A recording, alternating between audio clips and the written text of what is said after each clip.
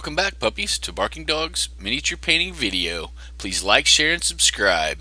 You can follow us on Facebook, and you can support us on Patreon. This is the last thing to paint on this model, really. I might add a little bit of here, a grass tuft or something. But yeah, we're almost done. And I might add some more to the base of this guy, but he's pretty much done too. Let's come back to this guy. What I'm going to do is I'm going to use this blue here. This just happens to be electric blue from Vallejo, their game airline.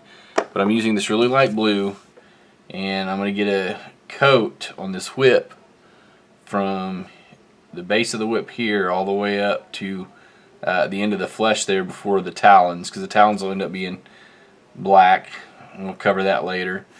But I'm going to give it this blue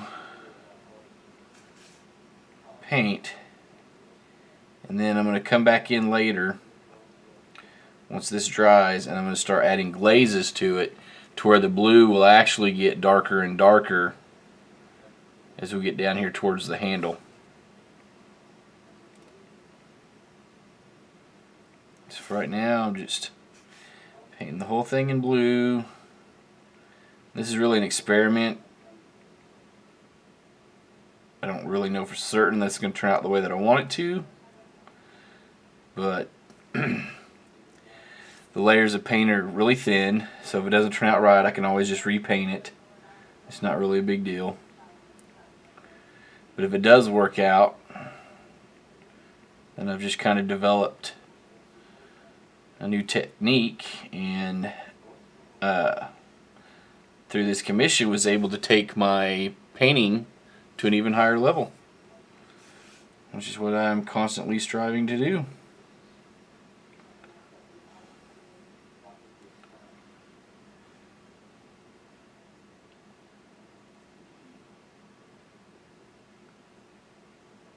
So it's a light blue, but I'm going to gradually try to work towards is a darker blue, to where it's almost a black or maybe a deep purple down here. So basically it's going from a really deep dark blue all the way up to this light blue.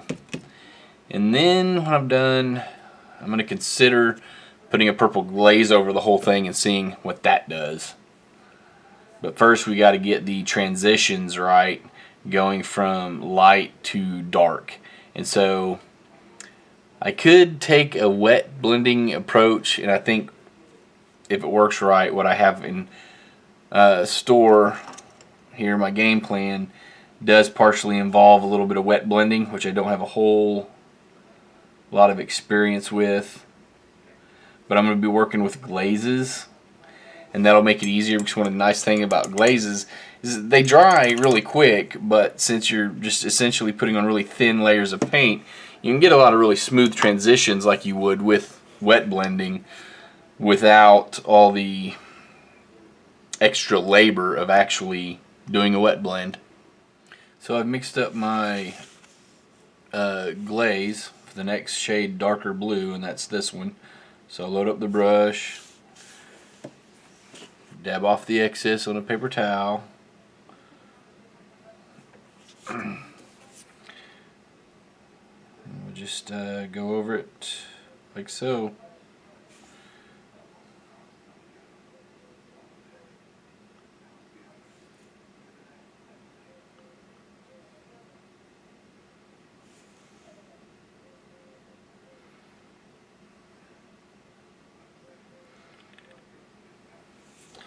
And I'm going to continue to do that with darker and darker shades of blue. And hopefully what I'll end up with is a smooth transition from this light blue to a much deeper, darker blue.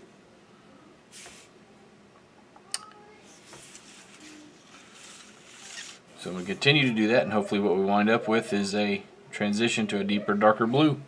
So here is the finished product. I hope that's kind of gradual enough. Looks pretty gradual to me. And that was all done with glazing, not really any wet blending. It's still drying, so it's still tacky, and a lot of that is a result of the glaze medium that I added, plus some airbrush thinner, plus some airbrush flow improver, and that was all to a really thin paint to begin with.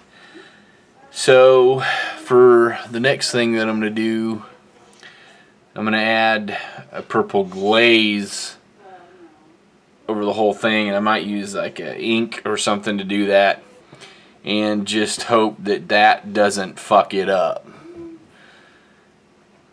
But the idea is to bring that blue more in line with the kind of lavender or purple of his skin tone. So we'll see. We'll see how it turns out. It's not going to end up looking like his skin tone, but if I was going for that look, I would have done the same thing on his on the whip that I did for his skin tone, which was using a combination of a gray and a purple, and mixing them together to get that plus a purple wash, which you've already seen all that if you've been following the videos along. So I wanted the whip to look different, but still tie it in color wise, because right now just all those blues, I think it stands out a little too much. So hopefully throwing a purple wash or glaze on it will bring it back in with the colors of the rest of the model. So here we are with the finished result.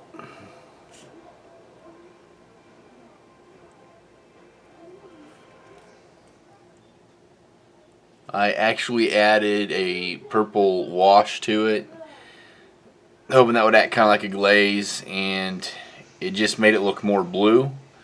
So before it dried, I quickly cleaned it off, which is actually easy to do. Just wet your brush and just start brushing it all off. Then I applied a glaze to it, and again it was a purple glaze. And what the purple did was it just brought out all the blue again and made it just look very, very blue. You couldn't really notice a whole lot of difference. So again, I cleaned that off, and then it occurred to me to use a red. And I thought, well, I'll try a red wash and see how that works to try to get the blue over to purple. And I was kind of kicking myself in the butt for not having realized that sooner, that that's actually what my first step should have been. And I thought, well, if the wash doesn't work, I'll quickly rinse it off, and then I'll just use like a red glaze. But actually, after putting the red wash on it, I'm going to stop there. You can't really see a whole lot of red. There's still a lot of blue right in here, but it made this darker blue, really more towards the purple, and some purple up here where the wash sat, and some of the recesses up there on the flesh around the talons. I like the way it looks, so I'm going to stop. I finished painting up the talons and highlighted them. I highlighted these little spikes, and I painted the gem as kind of like a jade.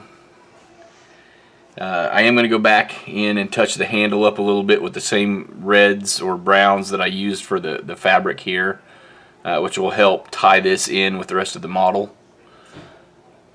But I'm going to call it quits here, and this will probably be the last video in the series, because all I got left to do is maybe put a little bit of flock on the bases, and then we're done. Well, I hope you found this video informative. I know for me it was a good exercise in what I already knew, and trying to push that and experiment with something that was new territory. And if you're following along, thank you for joining me on the journey. If you like the work you saw in this video and some of the images you're seeing now, I'm available for commissions. You can reach me through messaging me at Facebook, www.facebook.com/BarkingDogStudio. Patreon supporters get discounts on commissions as well as credit at the end of the video. Special thanks to the Clarks for their continued support. Bark on, puppies.